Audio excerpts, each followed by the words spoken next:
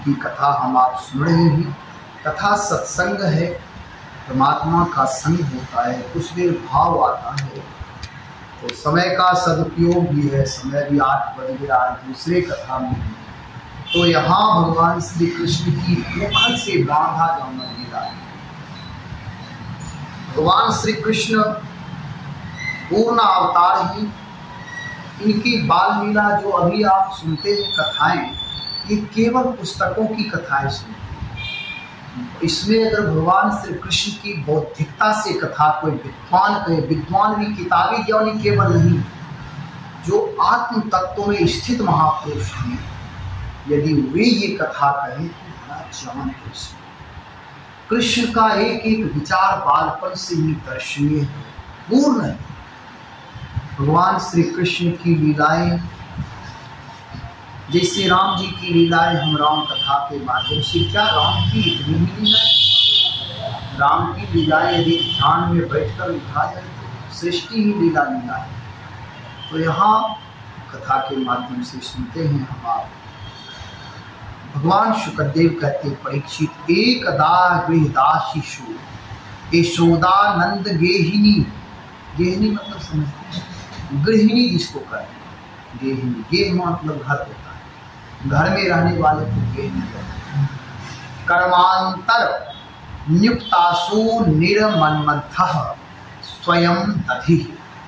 और देखिए कह रहे हैं, एकदा गृहदासीषु यशोदानंद गेहिनी की भगवान की कथाएं।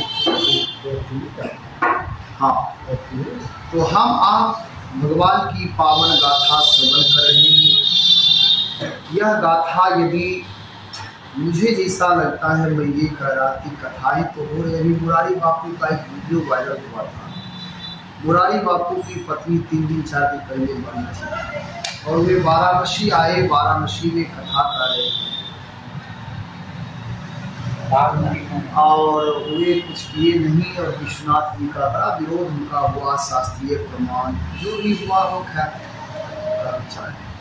हम कह रहे हैं, यदि हम आप सब थोड़े देर ध्यान यदि क्या करें, थोड़ा थोड़ा सब परिवार में विचार करें कि मुझे 1 घंटा मौन रहना है, 20 मिनट मौन रहना है, तो समाज में बड़ा बदलाव होगा। एक दार्शनिक हुआ है, वे कहा है कि हम 80 से 90% बात फालतू ही बोलते हैं और पृथ्वी पर यदि लोग कम बोलना शुरू करें तो 80 से 90% विवाद जितने हैं वे सब कम हो जाएंगे। इस कलयुग में सतयुग आ जाएगा। मुझे लगता है कि बोलना ही कलयुग है, चाहे जिस तरह से हम बोलें। वैज्ञानिक भी कहते हैं, एक कथा आपको सुनाए थे, जो बोला सो मरा।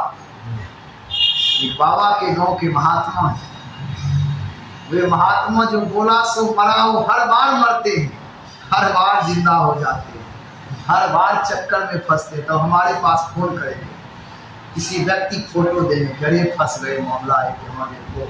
हम के महाराज जी आप क्यों जिम्मेदारी ले रहे? कोई शराब पी रहा है, उसकी ठेका आप क्यों ले रहे? हम थे मंझौर साइड थे और वे हमें फोन पर एकदम चढ़े हुए कि अरे हम वचन दे दिए। हम क्या आप वचन दे दिए? हम नहीं दिए। हाँ, हम क्या आप वचन दे, हम क्या आप वचन दिए हुए। हमें कह रहे कि आप वही मंझौल के आसपास ही हम थे, पवड़ा गाँव में, आप जाइए वहाँ उनके घर पर 2 दिन 3 दिन अनुष्ठान कर दीजिए। कि क्या है महाराज, हम तो पुरोहित है नहीं, पंडित है नहीं कि हमारा अनुष्ठान करना। नहीं, एक मामला बड़ा गंभीर है। हमके क्या गंभीर है?